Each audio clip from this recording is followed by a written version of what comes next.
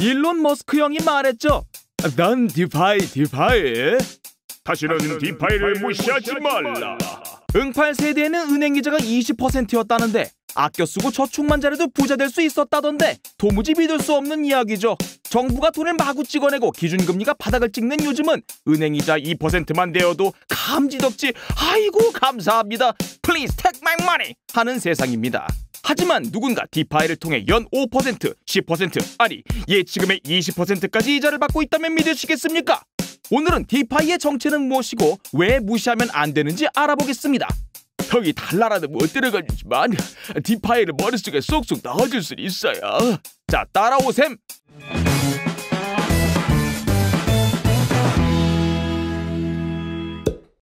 디파이. 우선 알고 갑시다. 디파이란 무엇일까요? 새로 나온 와이파이 아니고 먹는 파이 그런 거 아닙니다. 디파이란 Decentralized Finance의 줄임말로 탈중앙화된 금융을 말합니다. 자, 탈중앙화가 되었다는 말인즉슨 중앙화된 은행, 금융사 등의 중간 과정을 생략한 채 금융활동이 이루어지고 있다는 뜻입니다.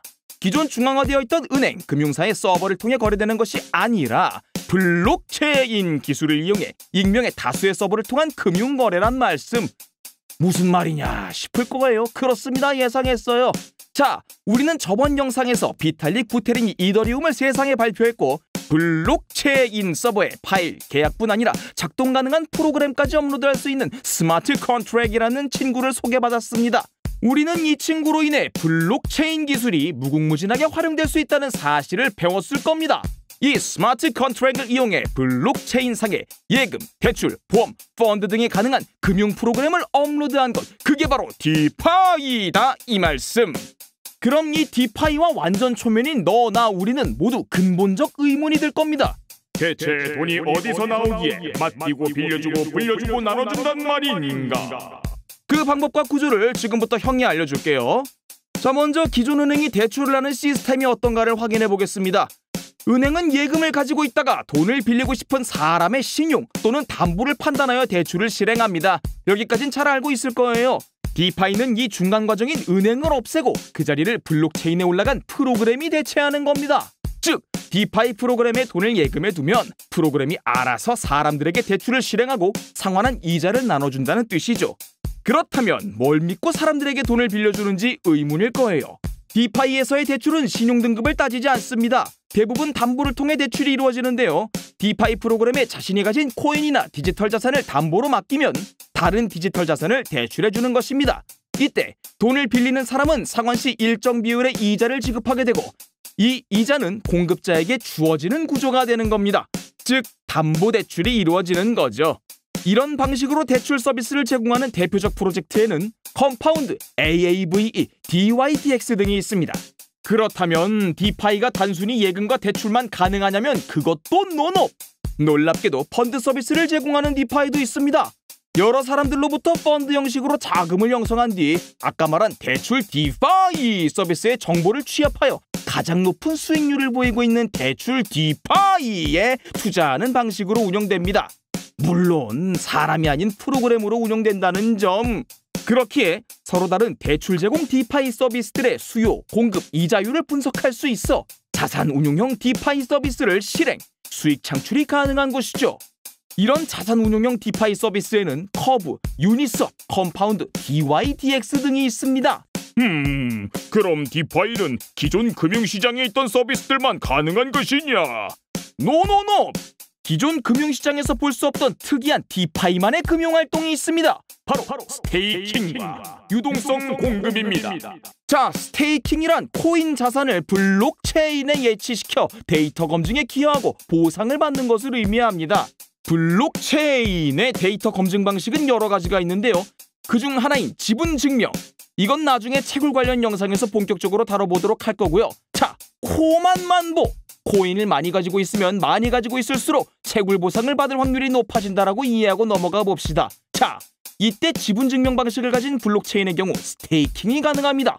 코만만보에 의거하여 자신들의 자원을 한 곳에 모아 영향력을 결합하는 코인 보유자들의 그룹을 스테이킹 풀이라고 하는데, 최종 블록 보상이 이 스테이킹 풀에서 발생하게 되면 각자의 기여도에 따라 최종 블록 보상을 받을 수 있다 이 말입니다. 즉 블록 보상을 자신이 낸 코인만큼 나눠 가지게 되는 것이죠. 또한 스테이킹 외에도 유동성 공급이란 디파이만의 독특한 금융 시스템이 존재합니다. 이를 이해하기 위해 먼저 DEX, Decentralized Exchanges라는 탈중앙화 거래소에 대해 알아보도록 합시다. 영어가 많다고요? 형도 죽겠습니다. 우선 우리가 아는 중앙화된 거래소 바이낸스, 업비트, 빗썸 등을 예로 들어보겠습니다. 바이낸스에 비트코인을 판매한다고 칩시다. 바이낸스는 거래 수수료를 떼어가고 내 계좌를 제한하거나 정지할 수도 있습니다. 뭐든 가능하죠. 왜냐하면 중앙화된 거래소니까요. DEX, 즉 탈중앙화 거래소는 이와 반대입니다. 대표적으로 팬케이크 스왑, 유니스왑 등이 있죠. 여기서는 모든 거래가 사람이 아닌 코드로만 돌아갑니다. 여기에서 사용하는 거래의 방법을 스왑이라고 합니다. 일정한 교환 비율을 가지고 있는 두 개의 코인을 한 쌍으로 교환해주죠. 물론 100% 자동 프로세스입니다. 예를 들어 100원의 가치를 가진 A코인과 200원의 가치를 가진 B코인이 있다고 칩시다. B코인 한 개를 A코인 두 개로 스왑할 수 있을까요? 반대로 A코인 한 개를 B코인 0.5개로는 어떨까요? 정답은 둘 다 가능합니다. 같은 교환 비율이니까요. 거래소에서 진행되는 물물 교환이라 생각해도 됩니다. 대신 많은 사람들이 거래소에서 이 스왑을 진행하려면 교환이 되는 코인을 아주 많이 갖고 있어야겠죠. 코만만보. 따라서 사용자들로부터 코인 거래에 활용할 수 있는 여러 코인을 예치시키도록 하는데, 이것이 바로 유동성 공급입니다. 유저가 바로 그 유동성을 제공하는 것이죠. 유동성 공급을 위해 코인을 예치시키는 대가로 이자를 받고 거래소 수수료의 일부를 보상으로 받을 수도 있습니다. 자, 안전성에 대한 의문이 들 겁니다. 이 디파이 시스템들 믿어도 되는 거기? 물론 블록체인 시스템이 중앙화된 시스템에 비해 안정성이 뛰어나다는 사실은 이전 영상에서도 입 아프게 설명을 했습니다. 따라서 탈중앙화가 잘 이루어져 있는 디파이 거래소 자체가 해킹을 당할 확률은 거의 없다고 봐야 합니다. 다만 일부 디파이 거래소는 완전히 탈중앙화한 것이 아닌 일부 중앙화가 이루어진 케이스가 있습니다.